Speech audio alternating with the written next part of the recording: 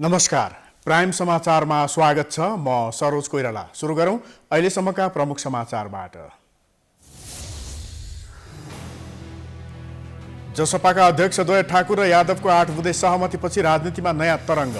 जसपाको आन्तरिक र राष्ट्रिय राजनीतिको समीकरण समेत फेरिँदै। नेपालमा कोरोना भाइरसका 3वटा नयाँ भेरिएन्ट फैलिएको पुष्टि। स्वास्थ्य मापदण्ड कडाइपूर्वक पालना गर्न स्वास्थ्य मन्त्रालयको आग्रह। नेपालमा कोरोना विरुद्धको खोप लगाएका संक्रमितको संख्या निकै न्यून। खोपले नै संक्रमण रोक्न सक्ने चिकित्सकको धारणा।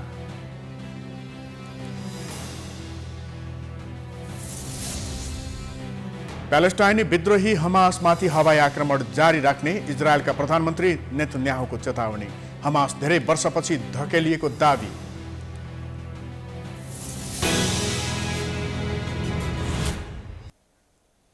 समाचार अब विस्तारमा। जनता समाजवादी पार्टीमा सरकार गठनका विषयमा चर्किएको विवाद मत्थर हुने संकेत देखिएसँगै अर्को विवाद सिर्जना भएको छ। अध्यक्षद्वय महन्त ठाकुर र उपेन्द्र यादव बीच 8 बुँदे सहमति भए लगत्तै संसदीय दलको नेताको विवाद सतहमा आएको हो। एक रिपोर्ट। प्रधानमन्त्री केपी शर्मा ओलीलाई समर्थन गर्ने कि विस्थापित गर्ने भन्ने विषयलाई लिएर जसपामा लामो समय विवाद चल्यो। जसपाको महन्त राजेन्द्र समूह प्रधानमन्त्री ओलीलाई जोगाउनु पर्ने पक्षमा उभिँदा बाबुराम उपेन्द्र समूह ओलीलाई जसरी पनि विस्थापित गर्नुपर्ने अडानमा रहे। प्रधानमन्त्रीले आफ्ना माग सम्बोधन गरेको र गर्ने क्रममा रहेकाले उनलाई सहयोग गर्नु जसपाको नैतिक दायित्व भएको बताउँदै महन्त राजेन्द्र समूहले विश्वासको मत लिने प्रक्रियामा तटस्थ बसेर र विपक्षी गठबन्धनलाई बहुमत पुर्याउने प्रक्रियामा साथ नदिएर प्रधानमन्त्री ओलीलाई सहयोग गर्यो। दुवै पक्ष आफ्नो अडानमा रहँदा जसपा फुट्ने धेरैले आकलन गरेका थिए। तर मंगलबार एकाएक जसपामा दुई अध्यक्ष महन्त ठाकुर र उपेन्द्र यादवले संयुक्त वक्तव्य जारी गर्दै पार्टीलाई विधि पद्धति अनुसार अघि बढाउने प्रतिबद्धता जनाएका छन्। तत्काल जसपा सरकारमा नजाने तर आफ्नै नेतृत्वमा सरकार बन्ने अवस्था आएमा वा राष्ट्रिय सहमतिको सरकार बन्ने अवस्थामा भने सहभागी हुने वक्तव्यमा उल्लेख छ। जसपाको कार्यकारिणी समितिको बैठक जेठ 8 र 9 गते बोलाउन महन्त ठाकुर र उपेन्द्र यादव सहमत भएका छन्। एकाएक भएको होइन, यो थुप्रै दोस्रो तहका थुप्रै नेताजीहरूको गृह कार्य पश्चात सम्पन्न भएको चिज हो। पार्टीका दोस्रो तेस्रो पुस्ताको केही नेताजीहरूको प्रयास पश्चात सबै दुवै अध्यक्षजीहरू एक ठाउँमा बस्नुभयो। सबै आफ्नो आफ्नो अडानबाट अलिकति पछाडि पनि हट्नुभयो। अबदेखि एक प्रकारको युद्ध विराम भयो। यो त 2-3 दिन पहिलेदेखि भइसकेको थियो। युद्ध विराम भयो, एकअर्को प्रति विश्वास जाग्दै गयो र आज आएर हामी आफ्ना उद्देश्य लक्ष्य सहित एक छौँ। हाम्रा विरुद्ध अनर्गल प्रलाप गर्नेहरू दोषी थिए भन्दै हामी एकीकृत भयौँ। जसपाको केन्द्रीय तहमा भएको विवादका बाछिटा प्रदेश तहमा पनि देखिएका थिए। गण्डकी प्रदेशमा बाबुराम उपेन्द्र समूहले कांग्रेस माओवादी सहितको विपक्षी गठबन्धनलाई सहयोग गर्दा लुम्बिनी प्रदेशमा महन्त राजेन्द्र समूहले एमालेलाई सहयोग गरेको थियो। मुख्यमन्त्री शंकर पोखरेललाई जोगाउन सांसदहरूले पार्टी विधानको उल्लङ्घन गरेको भन्दै अध्यक्ष उपेन्द्र यादवले कारवाही गरेका थिए, जुन कारवाही सर्वोच्च अदालतको सोमबारको फैसलाबाट उल्टिएको छ। विवादकै बीच महन्त राजेन्द्र पक्षका बहुमत सांसदहरूले संसदीय दलको नेतामा राजेन्द्र महतोलाई चयन गरेपछि बाबुराम उपेन्द्र समूह चिडिएको थियो।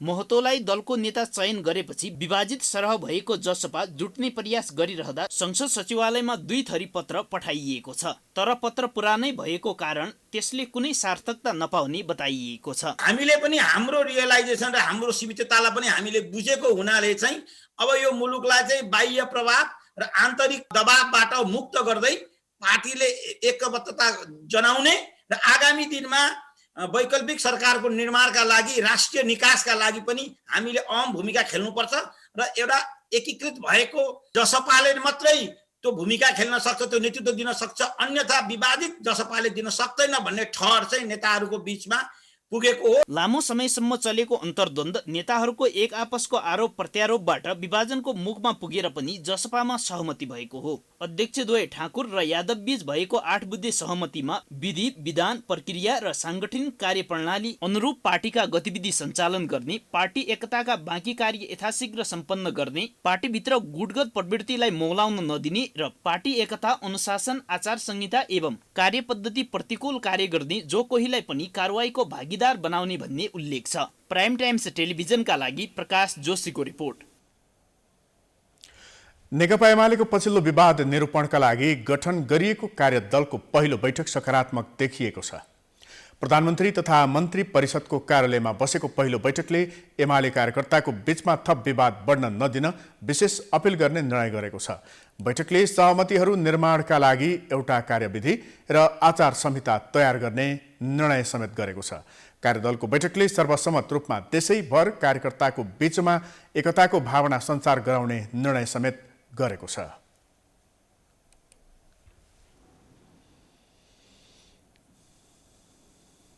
बैठकमा मुख्यतया 3टा निर्णय हामीले गरेका छौँ।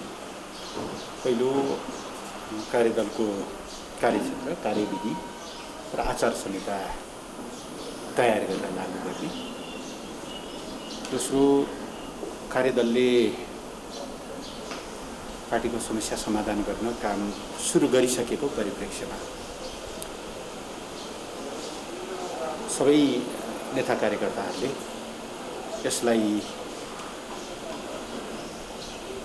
सकारात्मक निष्कर्षमा पुर्याउनका निम्ति योगदान गर्ने। एमाले अध्यक्ष केपी शर्मा ओली र वरिष्ठ नेता माधव कुमार नेपालले 3 दिनको समय तोकेर जेठ 2 गते 10 सदस्यीय कार्यदल गठन गर्नुभएको थियो। कार्यदलमा अध्यक्ष ओलीका तर्फबाट नेता नेमाङ, विष्णु पौडेल, प्रदीप गेवाली, शङ्कर पोखरेल र विष्णु रिमाल हुनुहुन्छ भने माधव नेपालका तर्फबाट भीम रावल, घनश्याम भूषाल, गोकर्ण विष्ट, सुरेन्द्र पाण्डे र रघुजी पन्त रहनु भएको छ। पार्टी विवाद समाधानका लागि नेकपा एमालेद्वारा गठित संस्थापन र माधव पक्षको कार्यदल बीच वार्ता भएको हो।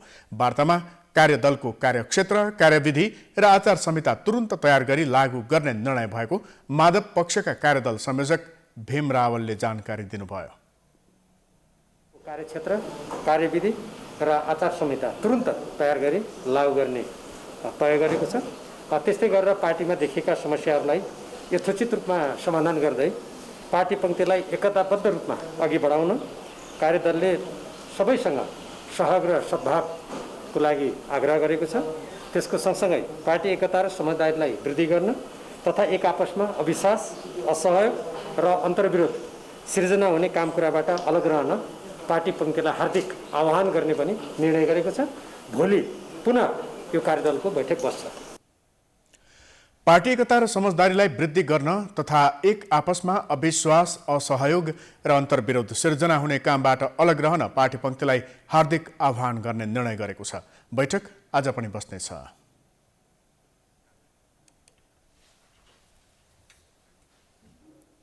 समाचारको सिलसिला जारी छ। हामी विश्रामपछि आउँछौँ।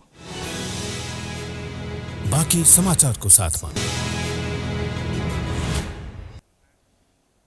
विश्रामपछि स्वागत छ। अब बाँकी समाचार। नेपालमा थप नयाँ भेरिएन्टको कोरोना भाइरस फैलिएको पुष्टि भएको छ। स्वास्थ्य तथा जनसङ्ख्या मन्त्रालयका अनुसार गत साता देशका विभिन्न स्थानबाट 35 नमुना सङ्कलन गरेर जिन सिक्वेन्सिङ गरिएको थियो। भारतको ल्याबमा गरिएको जिन सिक्वेन्सिङको मंगलबार प्राप्त नतिजा अनुसार 97% अर्थात् 34वटा नमुनामा B1.617.2 र 3% अर्थात् एउटा नमुनामा B1.617.2 पुष्टि भएको छ। यो दुवै भेरिएन्ट भारतमा पहिलो पटक भेटिएको थियो। यस्तै पछिल्लो 24 घण्टामा नेपालमा थप 8203 जनामा कोरोना भाइरस संक्रमण पुष्टि भएको छ। यस्तै 196 जनाको संक्रमणबाट मृत्यु भएको स्वास्थ्य तथा जनसङ्ख्या मन्त्रालयले जनाएको छ। कोरोना संक्रमण दर नरोकिँदा काठमाडौँ उपत्यकाका अस्पतालमा उपचार झन कठिन बन्दै गएको छ। अस्पतालको गेटमै पुगेका सर्वसाधारण उपचार नपाएर फर्किनुपर्ने बाध्यता छ। एक रिपोर्ट।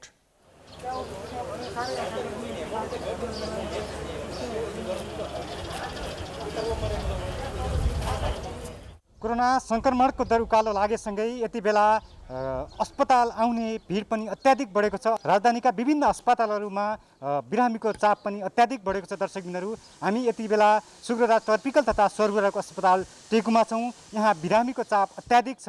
बिरामीले अस्पतालभित्र बेड नपाएर अस्पताल बाहिर बेन्चमा बसेर सेवा लिइराख्नु भएको छ। अक्सिजनको पनि कमी छ। विभिन्न बिरामीहरूले अक्सिजन नपाएको पनि गुनासो गर्नुभएको छ भने अर्कोतिर बेड नपाएर बेन्चमा र कुर्सीमा बसेर पनि सेवा लिन बाध्य भइराख्नु भएको बिरामीहरूको गुनासो छ। लागि हामी बिरामीका कुरासँग कुराकानी गर्नेछौँ दर्शकबिनहरू। हामी चाहिँ हाल उसबाट मकनपुर जिल्ला सिस्नेरीबाट आएको हो। अनि हामीलाई चाहिँ फर्बिङमा पहिला बिरामी त्यहाँ हाल्यौँ, फर्बिङ मनमोहन हस्पिटलबाट। त्यहाँ पनि अक्सिजनको अभाव भएको कारणले पाटन पुग्यौँ। पाटनमा पनि अब बेडको अभाव भएको कारणले त्यहाँ पनि हामीले पाएनौँ। अनि त्यहाँबाट वीर हस्पिटलमा त्यहाँ पनि नभएको अवस्था भएको कारणले यहाँ राति 12 बजे टिको हस्पिटलमा चाहिँ हामीले सिलिन्डर र पाएको अवस्थाले हामीले चाहिँ बाहिर यो प्राङ्गणमै एउटा बेड भेटियौँ। त्यसमा सिलिन्डर त्यसैमा जोडान गरेर त्यसैमा हामीले उपचार गरिरहेको छौँ अहिलेसम्म। के कस्तो अवस्था छ, के कस्ता समस्या छन् भनेर हामी बिरामी कुरासँग जोड्छौँ यति बेला। नमस्कार, तपाईँको शुभ नाम भन्नु। हजुर, मेरो तारा रुम्बा। कस्तो प्रकारको बिरामी हो? बिरामी चाहिँ खास अब त्यही निमोनियाको बिरामी हो होइन। निमोनियाको बिरामी अब अक्सिजन नपुगेरै लिएर आएको। यहाँ चाहिँ अब सुरुमा आउँदाखेरि अक्सिजन पनि थिएन, बेड पनि थिएन। अनि बल्ल अब धेरै समयपछि चाहिँ अनि बेड पनि पाइयो, अक्सिजन पनि पाइयो। अनि आफैले म्यानेज गरेर मिलाइरहेको थियो नत्र पहिला चाहिँ। गाडीमा आएको थियो, त्यो गाडीवालाले व्यवस्था गरिदिनु भयो क्या। पहिला यहाँ नपाइन्जेलसम्म चाहिँ एम्बुलेन्सले नै व्यवस्था गरिदिनु भएको थियो क्या।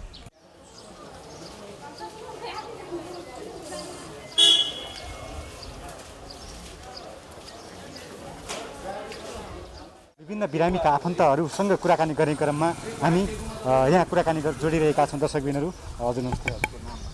म रोमनाथ तिवारी, मेरो दाई दधिराम तिवारीको डेट भएको राति 4 बजे। अनि आएर डेड बडी पशुपति लाने, आर्मीलाई ओर्ने भनेर बिहान 6 बजीदेखि मेसेज गरेर बसिराखेका छौँ। अहिलेसम्म गाडी नआएर कुरेर बसिराखिया छ। हजुरको बिरामी चाहिँ कोभिडकै कारणले स्टारमा 15 दिन राखेर उहाँ नभएर फेरि यहाँ ल्याएर राखेको नि आज 15 दिन भयो। आज राति 4 बजे बित्नुभयो। र बिरामी चाहिँ अब 2-3 बजे बिहान बित्नुभयो। अहिलेसम्म चाहिँ अब सब व्यवस्थापनको लागि आर्मी आउने भन्ने कुरा छ। अब कहिले आउने, के आउने, अस्पतालले पनि हामीलाई उचित जानकारी दिएको छैन। जुन सरकारको चाहिँ माथि चाहिँ व्यवस्थापन, कोरोनाको व्यवस्थापन भनिरहेको छ सरकारले, तर वास्तविक हस्पिटलमा चाहिँ जनतालाई चाहिँ एकदमै धेरै गाह्रो छ। यो चाहिँ एकदम दयनीय छ। बाहिर गल्लीमा चौरमा बिरामी यत्र तत्र एकदम वास्तविक रूपमा चाहिँ संसारमा भन्दा पनि हस्पिटलमा आउँदा एकदम कतिको मर्का छ भन्ने कुरा चाहिँ एकदम छ।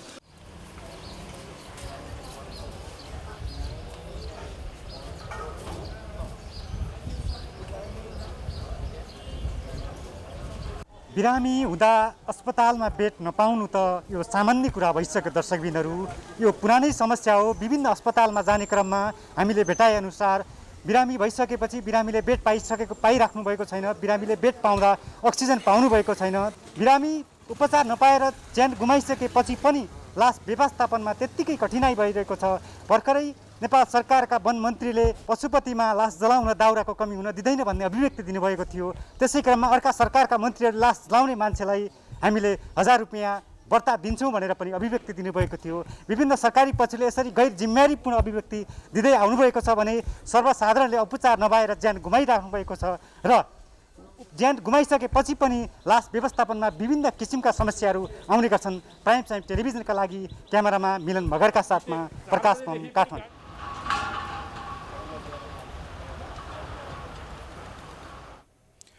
समाचारको सिलसिला जारी छ। हामी विश्रामपछि आउँछौँ। बाँकी समाचारको साथमा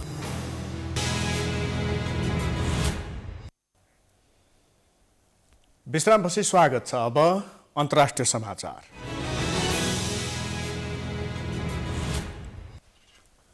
इजरायलका प्रधानमन्त्री बेन्जामिन नेतन्याहुले आफ्नो आक्रमणपछि विद्रोही हमास धेरै वर्षपछि धकेलिएको दावी गरेका छन्। गाजा क्षेत्रमा भएको आक्रमणमा हमासले ठूलो क्षति बेहोर्नु परेको उल्लेख गर्दै उनले इजरायलको शक्तिबाट दुश्मनहरूको सातो गएको बताए। उनले आफ्ना नागरिकहरूले शान्ति महसुस नगरेसम्म विद्रोहीमाथि हवाई आक्रमण जारी राख्ने प्रतिबद्धता समेत जनाए।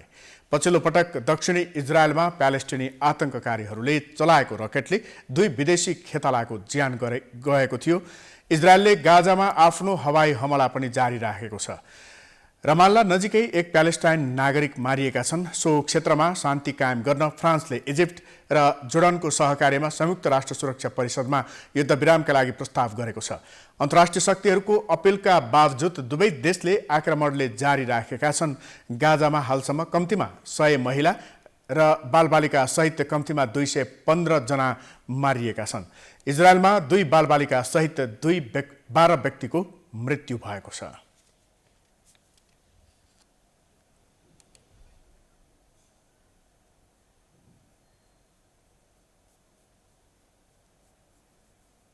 अब खेलकुद समाचार। यो सँगै हामी समाचारको अन्त्यमा आइपुगेका छौं। जाँदा जाँदै प्रमुख समाचार पुनः एकपटक। जसपाका अध्यक्ष द्वय ठाकुर र यादवको 8 बुँदे सहमतिपछि राजनीतिमा नयाँ तरङ्ग। जसपाको आन्तरिक र राष्ट्रिय राजनीतिको समीकरण समेत फेरिँदै। नेपालमा कोरोना भाइरसका 3वटा नयाँ भेरिएन्ट फैलिएको पुष्टि। स्वास्थ्य मापदण्ड कडाइका साथ पालना गर्न स्वास्थ्य मन्त्रालयको आग्रह। नेपालमा कोरोना विरुद्धको खोप लगाएका संक्रमितको संख्या निकै न्यून। खोपले नै संक्रमण रोक्न सक्ने चिकित्सकको धारणा।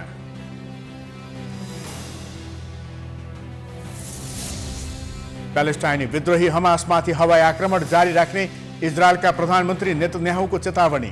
हमास धेरै वर्षपछि धकेलिएको दावी।